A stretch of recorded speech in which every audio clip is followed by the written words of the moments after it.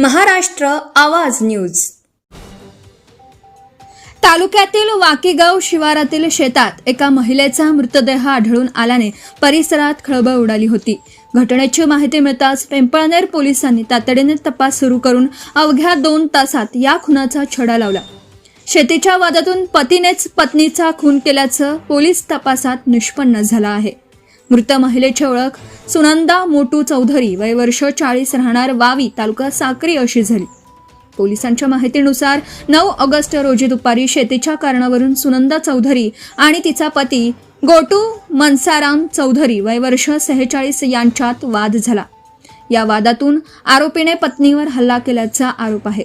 यात तिचा मृत्यू झाल्यानंतर आरोपी घटनास्थळावरून पसार झाला. घटनेचं गांभीर्य लक्षात घेऊन पिंपळनेर पोलीस ठाण्याचे प्रभारी अधिकारी सहाय्यक पोलीस निरीक्षक नामदेव सहारे यांनी पथकासह घटनास्थळी धाव घेतली. महिलेची ओळख पटवून पोलिसांनी आरोपीचा शोध सुरू केला.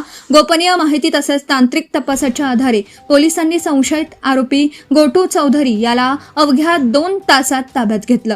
चौकशी दरम्यान त्याने पत्नीच्या खुनाची कबुली दिल्याचं पोलिसांनी सांगितलं. या प्रकरणी आरोपी विरुद्ध भारतीय न्याय संहिता कलम 103(1) अन्वये खुनाचा गुन्हा दाखल करण्यात आला आहे.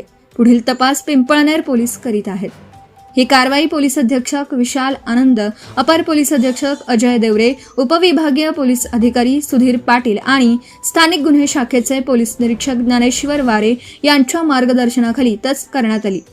कारवाईत पिंपळनेर पोलीस ठाण्याचे प्रभारी अधिकारी सहाय्यक पोलीस निरीक्षक नामदेव सहारे, पोलीस उपनिरीक्षक संदीप संसारे, ग्रेड पोलीस उपनिरीक्षक ईश्वर शिरसाठ, पोलीस उपनिरीक्षक राजेंद्र मोरे यांच्यासह पोलीस अंमलदारांनी सहभाग घेतला. Subscribe now and press the bell icon. Never miss an update.